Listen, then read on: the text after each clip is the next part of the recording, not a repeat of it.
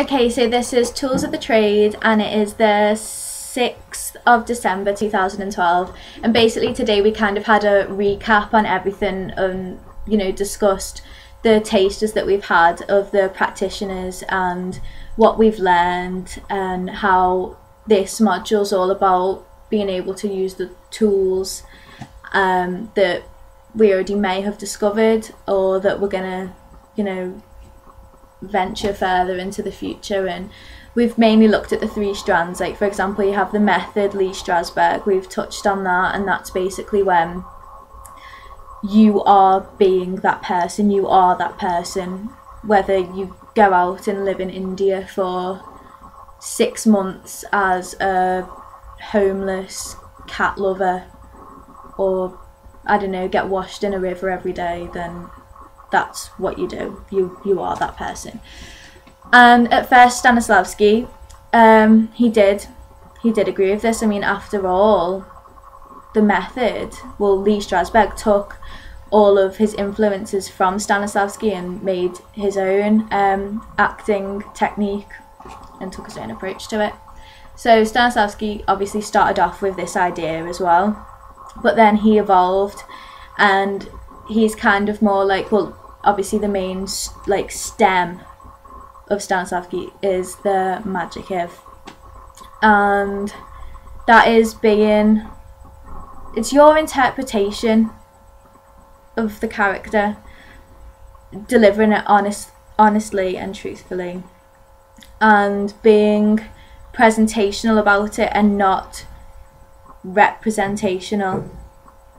I think I got that the right way around. So anyway, yeah, and we've done Meisner as well, and he's very much so about being with your partners and acting truthfully, living truthfully under imaginary circumstances. But like in terms of improvisation, Meisner is pretty much like, just go with it. You are enough. You don't need to act. Your reaction is basically enough. So for example, he thinks that, let's say you're in a show, your performance should be different every night. So yeah, we basically covered that one, and we did some more improvisation today, and I found that it really helped me.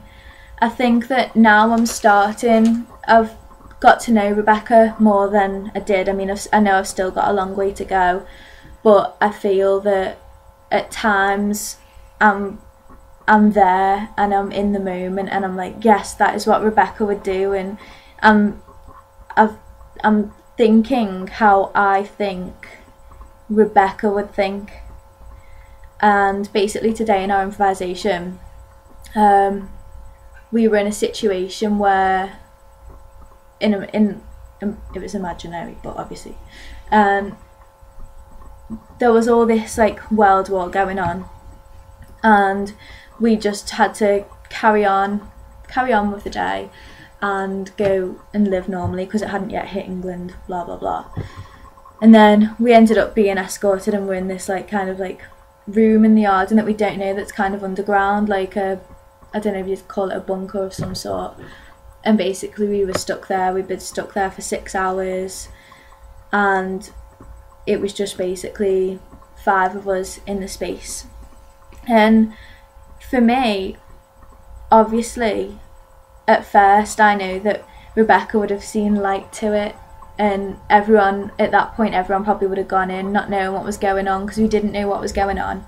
We didn't have a clue. We just got told go in that room, so we did, and we were wondering, oh, where's the rest of our group, kind of thing. And so I knew that Rebecca they all would have had fun, but at this stage now that we improvised our scene on, we've been in there for 6 hours, and I think leading up to those 6 hours, Rebecca would have, well, I think that she would have really worried, because I know that she is very family orientated, and I know that she's got the biggest heart, and I know what some of her worries are, so I took that into account. But then I thought to myself, I know that Rebecca makes, like I said before, she makes light of every situation, and she's very good, like similar to me, she masks all of her feelings.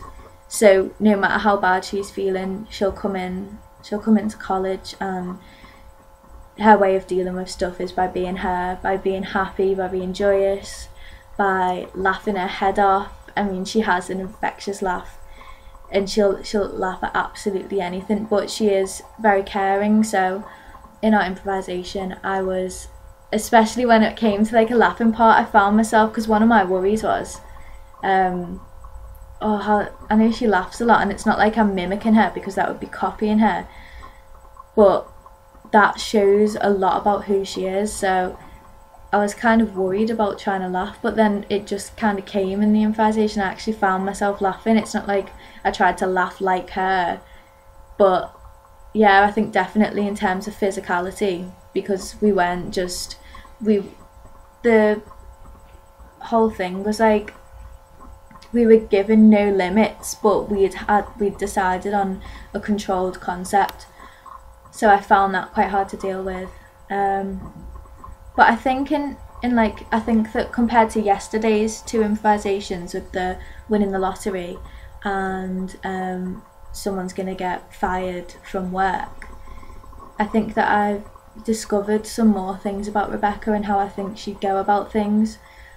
But then I think it's really hard to do that, because obviously I don't know how she thinks, I'm thinking of how she would think.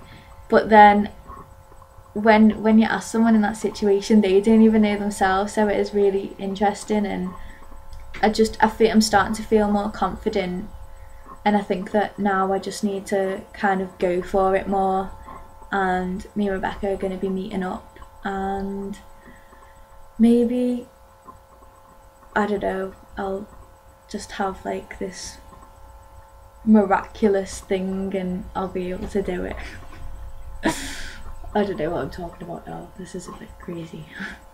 But so yeah, is there anything else that I can think of about today?